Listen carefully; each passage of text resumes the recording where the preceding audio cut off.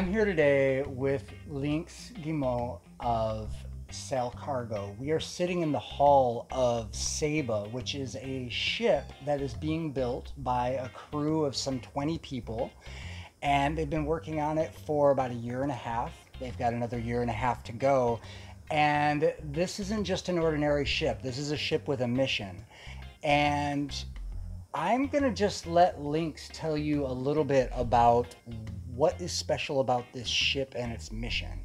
So fill us in, Lynx. What you got here?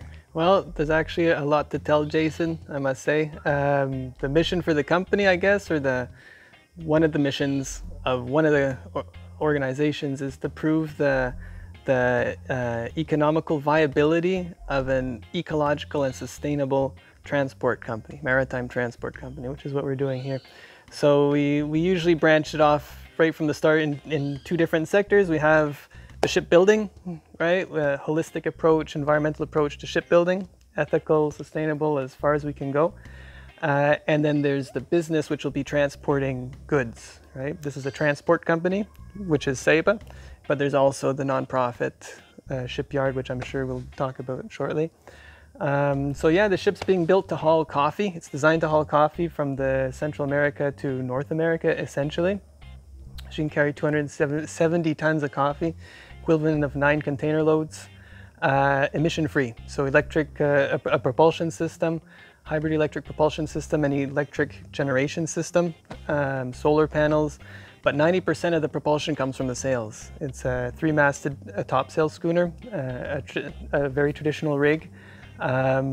Shipbuilding, thousands and thousands of years of tradition gone into wooden shipbuilding that has been not as active in the past 80 years, let's say 90 years, where commercial shipping now is being developed. Steel hulls, big petrol consuming engines drive the global shipping industry.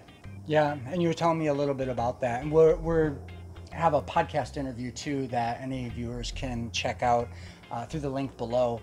One of the big impetuses of this is the dirty fuel that most cargo is burning to cheaply transport material, and that's something worth remedying. And so this ship isn't just a ship to ship stuff.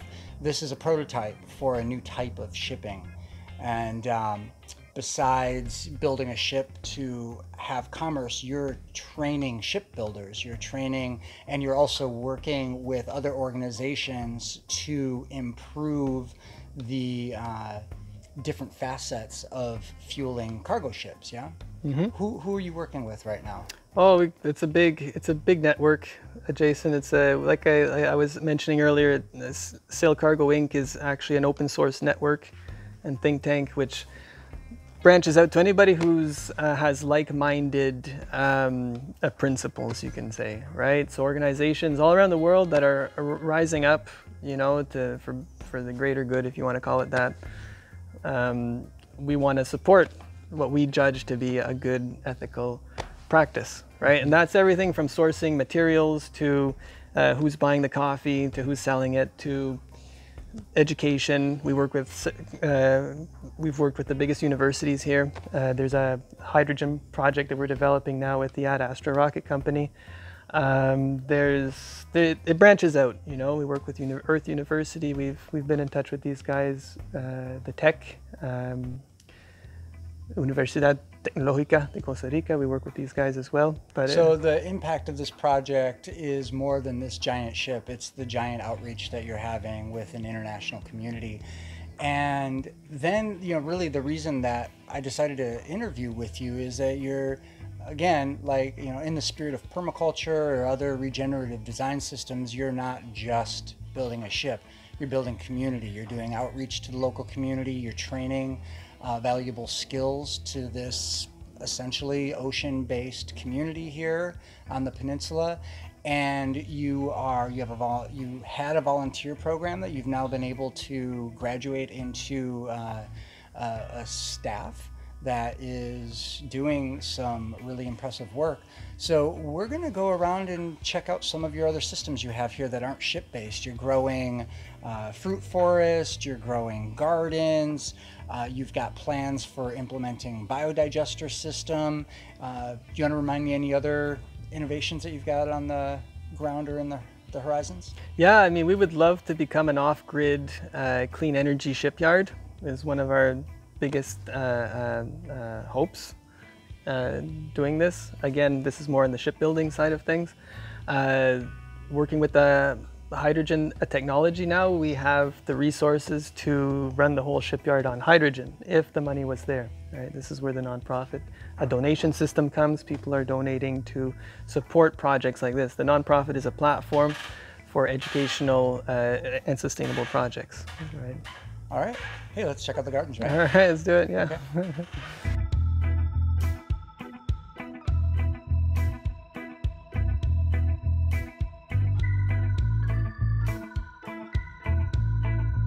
All right, Lynx, you've got a pretty biodiverse scene here. You've got a lot of stuff planted. Give us a list. What do you got feeding the people here? Oh man, I usually forget most of it, but just off the top of my head, we have some moringa here, a chicasquil, a frijol de vago, curcuma, which is turmeric, aloe vera. We have hot peppers, we got sweet peppers, we got tomatoes, we got cashews, we got yucca right here. I don't know what that tree is called. More curcuma. We got ginger right there. We got citronella, lemongrass, juanilama, a lot of medicinal herbs, spices, a few. We have cacao, we have cotton tree over there. Lots of coconuts. What else? Papayas, lots of mango trees, different types of mango trees. We got several types of plantains and bananas growing right there. That's part of our gray water filtration system. The bananas and the trees that are growing there filter the gray water before we reuse it to water the plants. We got pineapples, we got, what else is there? That's castor bean, higuerilla. Yeah, I guess that's about it. And flowers. There's a flower right there. And you don't have a ton of land here. This whole project is sitting on how much land? So 1.5 hectares, basically. It's about 3 acres or 4. The idea here is that because a lot of us live on site, we create like a local like eco villa, we're gonna call it, on site as well, right? And from what I learned in design, it's very nice if the workers are happy. Like that's fundamental in any successful project, is that happy people want to be doing what they're doing. And that means seeing some flowers every day. You know, that means living in a nice, warm environment that you feel good in, right? Plants are therapeutic, right? Yeah. Any person who works with plants, the permaculturists will tell you all the same thing. So what I've learned in working with biodynamics, we founded a biodynamic farm here in the valley, San Luis. Working with these people, I learned a lot about what holistic agriculture is, right? So essentially what we're doing with this whole project too is to be able to support small local producers, right? So fair trade, organic certifications fall under that scope, although we're not exclusive to any type of cargo, being a clean cargo shipping a company. So from what I've learned in design is that a healthy work environment, you don't really know where the living quarters end or start, where the construction site begins or ends, you know, where the mangrove or the tides kind of, it's all part of one fun lifestyle. We call it a lifestyle in shipbuilding because it's so long term, spread out over years. You don't always get to see the final result, right? So it's actually creating a healthy lifestyle. So people want to be happy, just everyday life, not trying to break your back to get a boat in the water, you know, not trying to turn the wheels real fast, which is what some would call the downfall of modern society, is everybody in such a goddamn rush to get somewhere and to make something and to make the money and to push forward. Where here we try to take a step back, watch the plants grow, build a nice ship. Of course, we're production oriented, you know, we're professional shipwrights, we're professional sailors. That's what we do. We take our job seriously, but we have to be able to live happily to be able to do this well. besides what you're doing here in the garden, you're bringing connectivity to a lot of what you're doing. And I noticed there's a lot of really innovative, interesting tools you guys have. You guys make a lot of the tools for your shipbuilding process? Yeah, actually we do. We've had to develop several types of heavy equipment, saws mostly, for cutting big tropical hardwoods. The thing about building in Central America or Costa Rica, which has never been a ship built to this size out of wood, or any other material for that matter, is there's no a culture around shipbuilding here, right? As in Europe or North America. So we have to import almost everything or make it ourselves, right? So that's where we become very different than what a conventional shipyard would be. Not only do we grow our own food, we have to make our own tools, right? And sometimes even provide our own energy sources. Can we show off a few of those Yeah, tools? of course. I'd love to.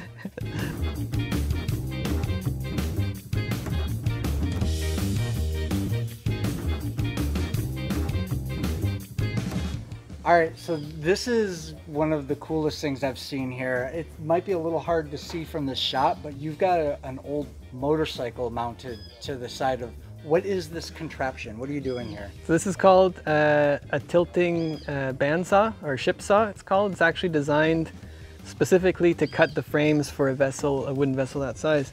It's about 90 years old, right? It was a relic in a parking lot in Victoria, BC for this past, I don't know how many decades, right? And we were able to buy it at a scrapyard price, basically, and completely rehauled it.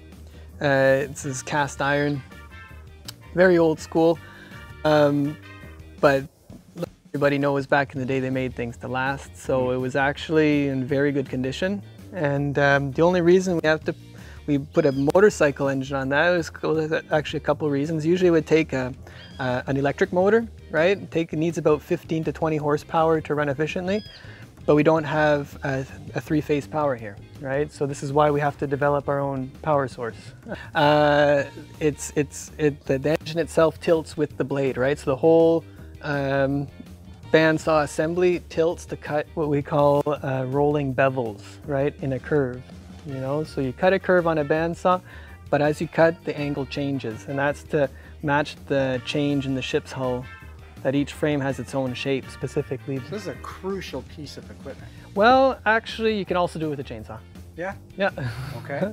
But it's more work, it's harder, and we had this opportunity that was gifted to us, and we acted on it, and it's been a huge success. It cut all the frames for the ship, except the first 3 frames, which we cut by a chainsaw.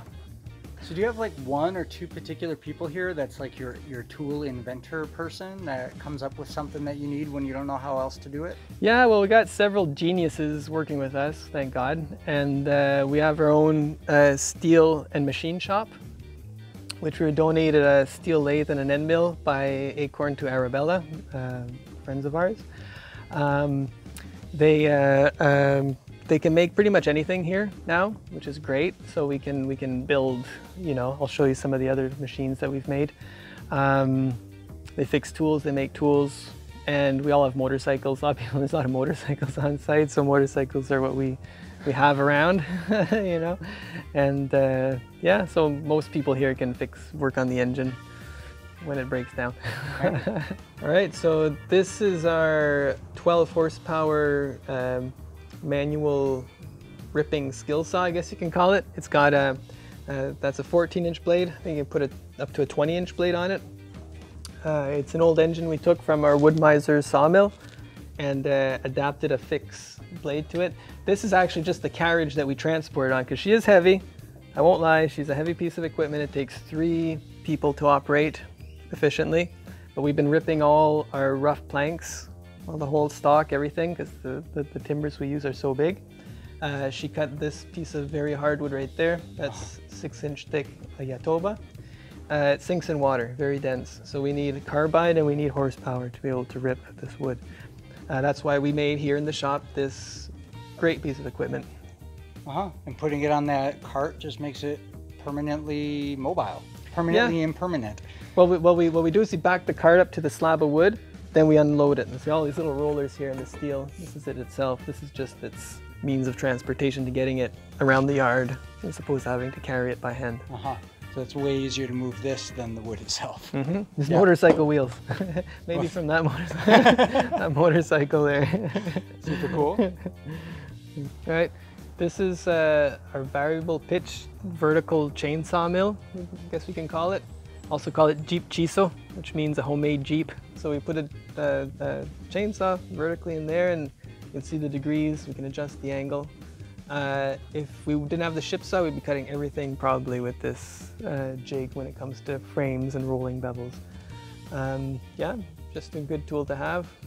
So this is just another example. You're making as many tools as possible that are mobile, but for heavy work, right? Yeah, I mean, in this case, just this piece of wood here probably weighs, I'm gonna say 400 kilos, right? So to lift it and to move it, it's not really an option. You can't just pick it up and put it on a saw.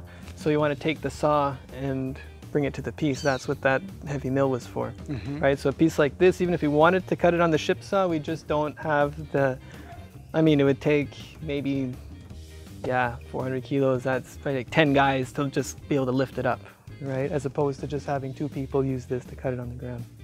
Great.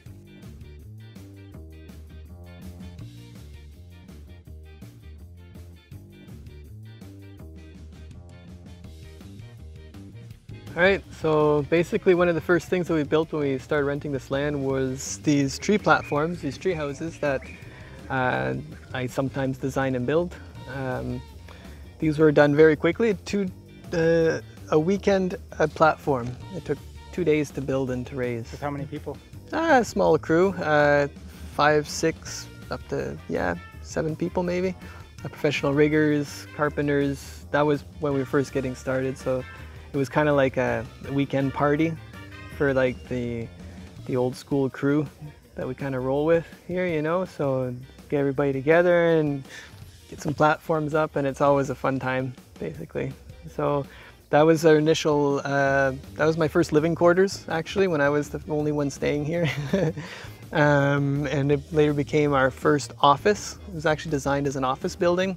So you can do your little work up there and then jump into the trampoline and, you know, because office work can be tedious. Well, yeah, you've been at it now for a few years. You've got a couple years ahead of you before, you said about 1.5 years roughly, before the boat's in the water and you're doing your tests and so forth. And it's not stopping there though. You're not going to just sail off on a boat. This place is an infrastructure that you plan to continue to grow into more of an education center and a place to test prototypes of different technologies. Yeah, no, we have a lot of interest from mostly from fair trade organic cargo producers or distributors within our network who are interested in basically having their own ships, just like this. So the United Nations and the International Maritime Organization are really pushing hard now to reduce toxic emissions in the shipping industry, and we offer a solution, right? But the way the industry is set up, it just doesn't encourage ecological change in the shipping industry, right? So there's people like us who are trying, at least, right, to do something new and to do something about it.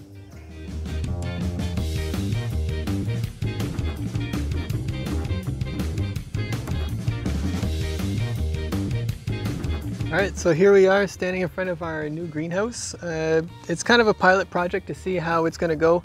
It's been going good, actually. It's been a couple months. Everything's been growing. There's a few things that haven't grown so well, so we just stopped planting them, basically. Yeah. You guys are at 0 elevation, so just low elevation is hard sometimes. You're dealing with sandy soil. I'm sure you're building soil. Yep. Yeah, with compost. And you said you have some composting toilets that you're using, 3 of them. So yeah, it's understandable that not everything is gonna grow well by the beach, but what is in here looks pretty healthy. Like I said, we're focused on the shipbuilding, but everything that branches around it, producing our own food, it's part of our vision. Right? And until we have the right people to help us with this, it can't go forward. So we're lucky to have the right people, and that's who we really rely on. That's what makes it all happen, is the people, right? Yeah. No, I like what you were saying earlier. your mission is clear. You're here to build a ship and to change the shipping industry with this prototype, and yet it's very community focused, it's very empowerment focused, it is ecological focused, and while you and the organization can't focus on every little thing that you can do to make it more ecological, you have a pattern of empowering skilled people to try out different experiments with, you know, presenting a plan and having it be reasonable. And so no, I imagine a number of your innovations around here have come from people who are just like, yeah, I want to help build a ship and I can just do this for you. And you have openings in the crew for that type of mentality. Yeah, definitely. Like, it's not just carpenters we have here. And every person has their own path in life, I guess you can call it. Even though you're a professional, you're labeled as a professional carpenter, maybe you like to do gardening too. Maybe that's part of you. And so when someone gets here and they start, we usually start by asking them what they want to do, what's going to make them happy. And then from there we see how that can complement what we're doing, our mission, getting the boat in the water. But if some people aren't made to work 8 hours a day sawing wood, right? Some people like to grow plants and saw wood. Some people, you know, it kind of branches out. So when people bring, and I know this is something that would be, you know, pertinent to my project and a lot of land-based projects, we have people, either volunteers or students, or in your case employees, that come in and they have this great idea for something they want to implement, and you look at it, you're like, hey, great idea. And I have a responsibility to say we're here to build a ship. So you've even been empowering people to find funding for, obviously you have a lot of scrap materials and a lot of resources that you can offer a project, but you even have people with their own ideas.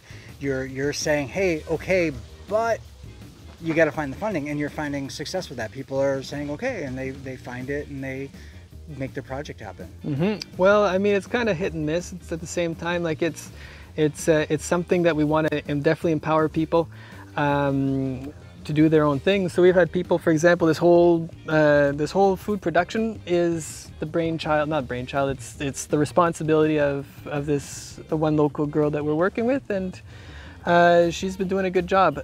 We also work with two women's associations. We hire 2 gardeners 3 times a week to work with Marielle in producing the food and harvesting all these things I've been naming. It's part of the work, as well as the tree nursery, which we have back. We have a whole tree planting program. That's a whole other story.